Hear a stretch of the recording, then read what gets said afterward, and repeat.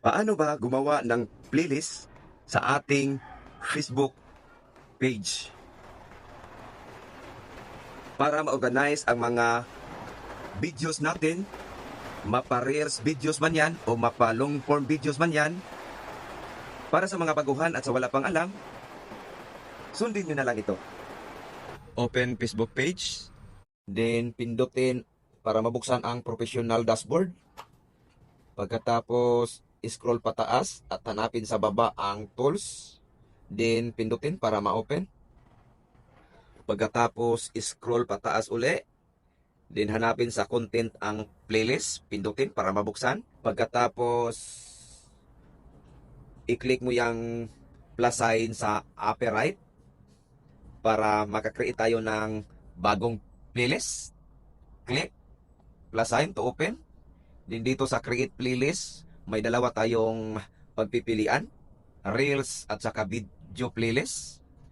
Nasa inyo na mga kaburit kung ano ang choice ninyo. Ang sa akin, for this tutorial, reels playlist lang muna. Click, then click mo itong box. Then type sa playlist name kung anong gusto mong ilagay. Ang sa akin, Bisaya, Tagalog, English, Prutas, translator. Then, pindutin ang save para ma-save. At para makita ang ginawa nating playlist, click natin ang back arrow sign sa upper left. Pindutin. Then, pindutin uli ang arrow sign sa upper left. Pindutin. At hanapin uli sa content ang playlist sa baba.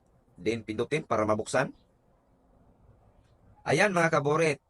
Nakita na natin ang ginawa nating bagong playlist. Ang ating Reels playlist na ginawa.